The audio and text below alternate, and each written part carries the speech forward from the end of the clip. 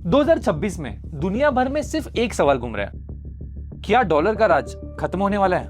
क्या ब्रिक्स अपनी खुद की करेंसी लाने वाला है? सोशल मीडिया पर तो ये कह दिया गया है कि बस अब कुछ महीनों की बात है, लेकिन सच क्या है? आज हम लाएंगे आपके लिए पूरा फैक्ट चेक, सिर्फ ऑफिशियल स्टेटमेंट्स और रियल डेटा के साथ। तो दोस्तों, मैं हूं यश पटेल और आज हम समझेंगे कि ब्रिक्स करेंसी का असली सच क्या है, इंडिया का इसमें क्या स्टैंड है और डॉलर अभी भी कितना मजबूत है।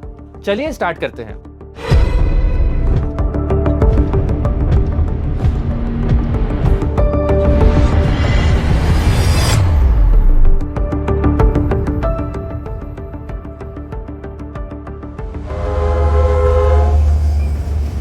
कहानी स्टार्ट होती है एक सिंपल से सवाल से।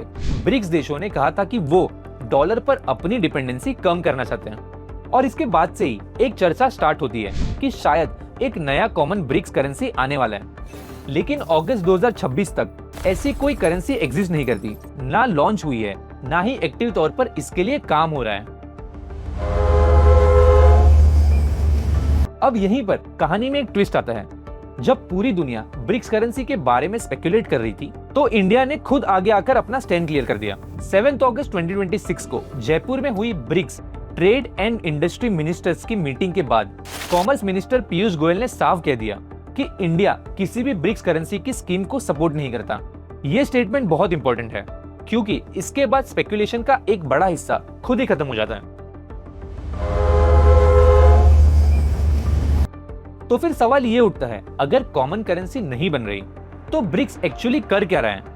ये तीसरा पॉइंट है, इसको बिल्कुल मिस मत करना क्योंकि यहीं से कहानी स्टार्ट होती है। एक कॉमन करेंसी की जगह ब्रिक्स देशों ने एक अलग रास्ता चुना है, लोकल करेंसी में ट्रेड बढ़ाना, पेमेंट सिस्टम्स को आपस में जोड़ना, जैसे इंडिया का यूपीआई, चाइना का CIPS, ब्राजील का PIX और रशिया का SPFS। RBI governor Sanjay Malhotra ने 11 अगस्त 2026 को इसका जिक्र किया है कि इन सिस्टम्स को लिंक करने और CBDC यानी डिजिटल करेंसी को कनेक्ट करने पर बात चल रही है। और न्यू डेवलपमेंट बैंक ने तो एक कदम और आगे बढ़ाते हुए $15 बिलियन का लोकल करेंसी लैंडिंग प्लान भी अनाउंस कर दिया। अब अगर आप ये सोच रहे हैं कि ये सब सिर्फ बातों तक है, तो ये एक रियल एग्जांपल देखिए। रशिया और चाइना के बीच आज बायलैटरल ट्रेड के लगभग 99% हिस्सा रूबल और युआन में होता है, डॉलर में नहीं। ये दिखाता है कि लोकल करेंसी ट्रेड सिर्फ आइडिया नहीं है बल्कि रियलिटी बन चुका है।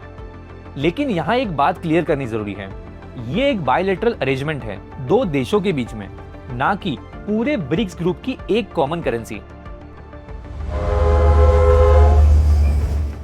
अब और आता है लास्ट डेटा पॉइंट, जिसे मिस करना सबसे बड़ी गलती होगी। देखो, इतनी सारी बातों के बाद भी डॉलर की पोजीशन अभी तक कमजोर नहीं हुई है। IMF के कॉफर डेटा के मुताबिक डॉलर आज भी ग्लोबल फॉरेन एक्सचेंज रिजर्व का लगभग 58% हिस्सा है। मतलब जितनी चर्चा डी डॉलराइजेशन की हो रही है, उतनी ही मजबूती से डॉलर अभी भी अपनी जगह पे खड़ा है। तो पूरी कहानी का एंड ये है, ब्रिक्स करेंसी एक मिथ है जो अभी तक रियलिटी नहीं बनी। जो असल में हो रहा है वो है लोकल करेंसी ट्रेड और पेमेंट सिस्टम के आपस में जुड़ना। धीरे धीरे बट एक एक स्टेप्स में इंडिया ने अपना स्टैंड पहले ही क्लियर कर दिया है और डॉलर सारी स्पेकुलेशन के बावजूद अभी भी ग्लोबल फाइनेंस में सबसे मजबूत करेंसी बना हुआ है। तो ऐसे ही deep dive fact check stories के लिए चॉइस को सब्सक्राइब करना मत भूलिए। मिलते हैं नेक्स्ट वीडियो में।